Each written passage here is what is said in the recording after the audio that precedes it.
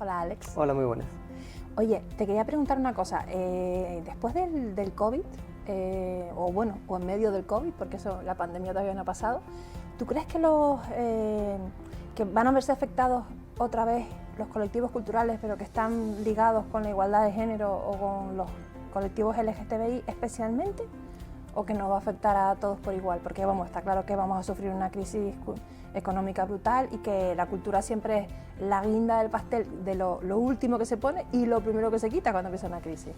Sí, al final esa es la triste historia que siempre nos toca vivir, pero bueno, entrando en tu pregunta, nos va a afectar directamente a todos, porque al fin y al cabo es una pandemia y es un sector que, seas del colectivo que seas y seas del ámbito que seas dentro del mundo de la cultura, te va a tocar directamente. Sí, es verdad que en el ámbito de los pequeños colectivos que me estabas mencionando, se van a ver directamente también afectados, pero por el hecho de que al no haber una inversión en cultura como había antes, va a haber menos inversión también en los diferentes proyectos que tengan que ver con estos colectivos. En las luchas, como tú las llamabas. Correcto. ¿No? Las luchas que todavía no están ganadas. Exacto. Que hay un montón de luchas por ganar. Porque en materia de igualdad todo el mundo piensa que en cultura, ya lo hemos comentado en otros vídeos, que en cultura hay igualdad, pero no la hay. Cuando entras a los datos te das cuenta de que no, ni tanto en el género masculino y femenino, ni tampoco en otros colectivos que siempre han sido o han estado más, digamos, no están en el establishment, ¿no? Sí.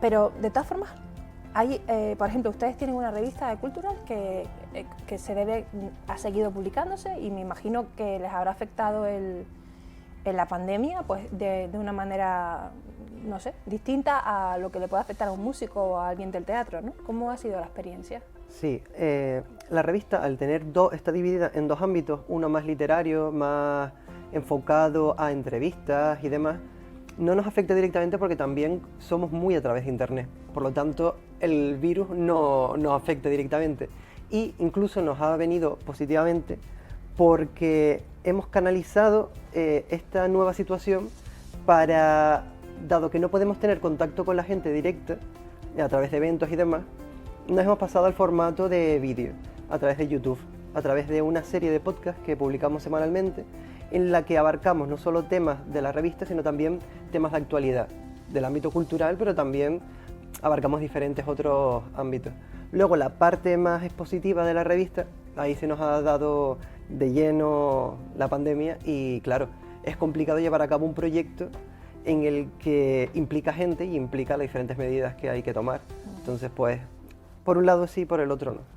Pero tú llevaste a cabo una experiencia que fue, participaste en el Festival FE este año, que fue casi una de las primeras experiencias de algo que no se suspendía y que se siguió adelante a pesar de la pandemia. ¿Cómo fue la experiencia, no? Sí, la verdad es que fue un verdadero honor de que con toda la situación y encima justo saliendo de la primera ola y demás, que hubo un proyecto como el FE se pudiera llevar a cabo ya no solo en el ámbito que me tocaba a mí, que era el ámbito expositivo, en el Castillo San Felipe, sino también la parte musical de que ha sido el único festival de música que se ha podido llevar a cabo en toda España.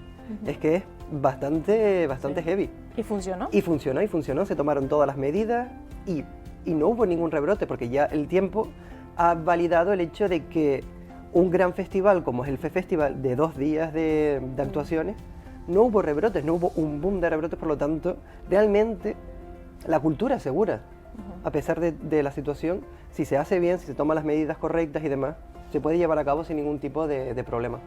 Sí, estábamos hablando en otro vídeo de, por ejemplo, la diferencia que hay de trato en unos sectores y otros del derecho, ¿no? O sea, que tú en un avión puedes ir pegado a una persona, pero resulta que en un teatro tienes que tener 10 butacas en medio, con lo cual lo haces imposible, porque lo haces inviable económicamente, ¿no? Correcto. Y tú me comentabas también que para llegar al FE Festival tuvieron que leerse los boletines oficiales, que aprender derecho, que estar pendientes de la normativa. Total, al final uno se tiene que reinventar, por así decirlo, y al final acabas metiéndote en ámbitos que de normal no te meterías, como es el derecho, por ejemplo.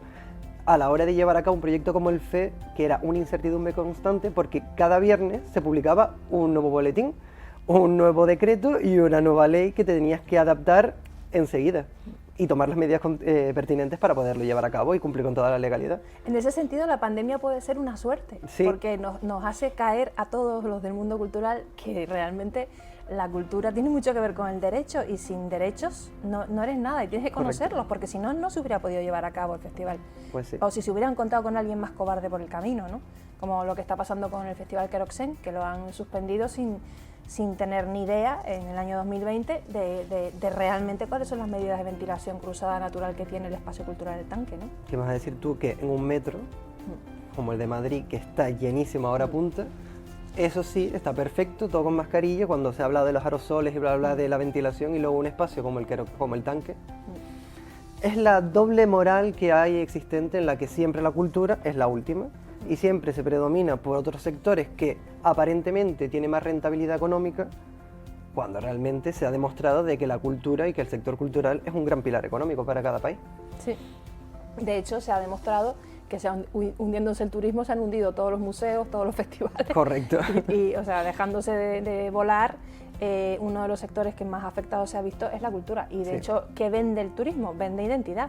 Cuando vas a Venecia, ¿qué es lo que estás comprando? Estás comprando los sueños y la magia de Venecia. O cuando vas a Barcelona, compras la magia de Gaudí. O cuando vas a Madrid, vas a una ciudad llena de teatros y de museos y de auditorios, ¿no? Entonces, no entender eso es como ponerle todavía más puertas al campo que tiene ya la cultura. Es que viajamos por cultura, viajamos para consumir culturas externas a nosotros y así aprender también. Sí. ¿Tú crees que existen suficientes ayudas públicas y que estas este año han sabido responder a la situación de supercrisis? Porque ya llevamos 8 meses de pandemia, o sea, o más de 8 meses. Yo, desde mi perspectiva, diría que a verlas las hay, pero hay muy pocas para la situación que hay existente a día de hoy. Creo que es un poco lavarse las manos en el sentido, hemos soltado un par de ayudas, de subvenciones, pero que no cubren el sector entero en sí, porque luego al mismo tiempo que estás dando ayudas, estás por otro lado restringiendo y haciendo otro tipo de medidas que van en contra de estas ayudas que estás dando. Y yo creo que es la serpiente que se muerde la cola. Las hay, sí, pero harían falta muchas más.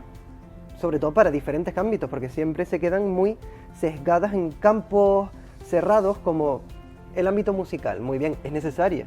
Hay un sector muy amplio, económico y de personas que necesitan vivir de ello, pero es que se olvidan de otros como la danza, como la pintura, bueno, la pintura, las artes plásticas en sí. Y al final queda un poco como lo más visible. Lo que más de cara a una campaña o de cara a lavar la imagen, se centran ahí. Pero yo creo de que es un poco... Hay que invertir muchísimo más en cultura, porque la cultura vive de esto. Vive de la parte pública, ¿no? O sea, sí, correcto. Sí, es una de las cosas que hemos comentado en muchas ocasiones, ¿no? Que no solamente es la cultura, la agricultura también vive de las ayudas públicas. O sea, la agricultura sin las ayudas europeas no podría sobrevivir y nadie lo pone en duda. Porque el paisaje que defendemos cuando ayudamos a los plataneros, a los tomateros, aparte de ayudarles a vender plátanos y tomates, estamos defendiendo un paisaje agrícola, ¿no? Correcto. Pues eso es un paisaje cultural. Cuando tú ayudas al vino y ayudas, por ejemplo, a la jeria, estás defendiendo un paisaje cultural.